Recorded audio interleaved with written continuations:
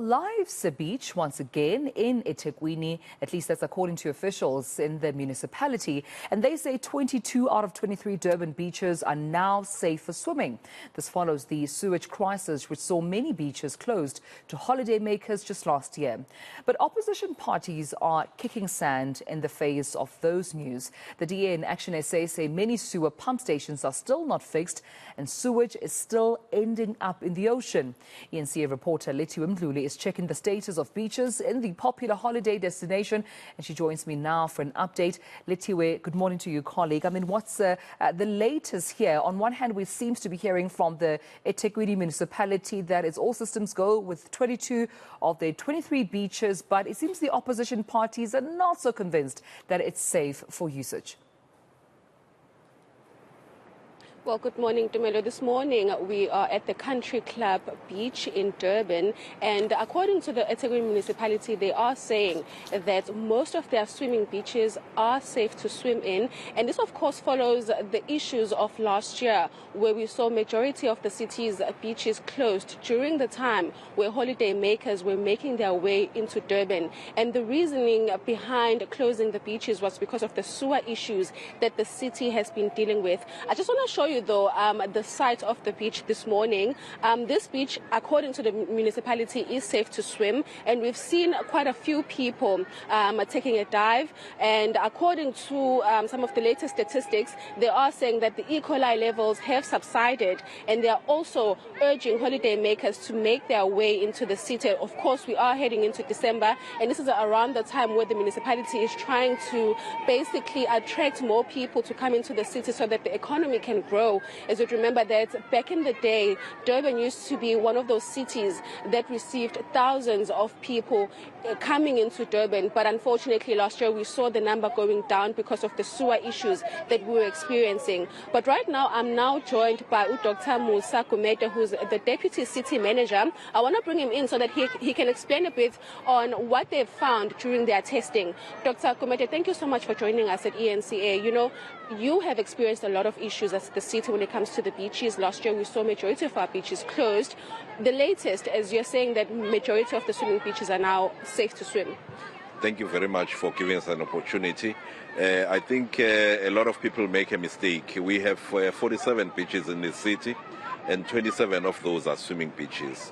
So sometimes that they make a mistake and they say a result which is a bit odd, and they think it affects the bathing beaches. Of our bathing beaches, of the 27, only 2 are not open. That's Battery Beach and Viggelspruit at the moment. All other beaches in the city are open. As you can see, people are walking around, they are swimming, and they were open for business. When it comes to testing, how many times do you test to make sure that it's safe to bathe? And also, are you making these results public? Because a lot of residents have been calling rather for the municipality to make these results public. Yeah, we test once a week. These results that I'm relying on right now are of this week, the 19th and the 20th. We will then have another set of results after those results into the end, towards the end of this week. So this is what gives us assurance that the beaches are safe. We paste, if you go around the beach here, you will see that we've got boards here. Every beach, swimming beach, has got a board, and it has a result written on that board of the results of that week, which gives comfort to the people who are there that beach is open for swimming. In terms of making your tests public, because that's what the residents are calling for, what do you have to say about this? We are open. Our websites have these results. We work with water and sanitation with their laboratory, and they are the ones who do the testing of all our water and all our rivers and all our beaches, and they make these results available to the public. We've also, in December, if you recall, when Talbot came out with the results which were not similar to ours, and we requested that we test together, that we work together. We don't have a problem with working with anyone, so that we make sure that we are testing at the same time in the same areas, so that we have the similar results and give confidence to our residents. This issue of different results is not giving us any happiness, because it creates an impression that there's something we're hiding. We're open. Anyone who wants to test the beaches can test, but they must advise us so that we test at the same time, so that we have confidence in the results that they come out with and that we come out with. You know, opposition parties, right after you released a statement saying that 22 of the city's beaches are safe to swim, they said they don't trust this information because the sewer issue is still persisting. I know I don't want to venture into the arena of politics because I can get a bit in the mud as well. So we are confident that our laboratory is accredited, SANAS accredited. It's got the highest standard in terms of what comes out of it.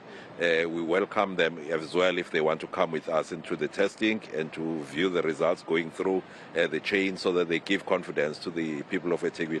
The most important thing is that the people of eThekwini and the people who want to be holiday makers must get comfort that we are doing the right thing.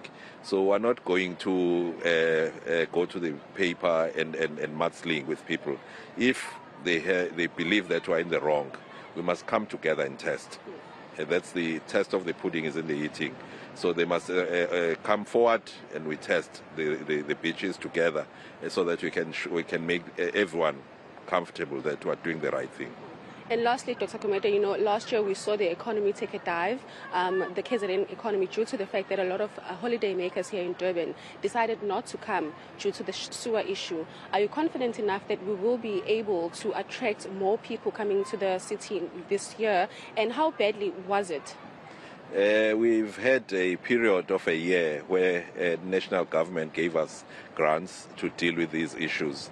After the 22 April floods, we've been out, we had a grant called MRDG where we were doing immediate repairs.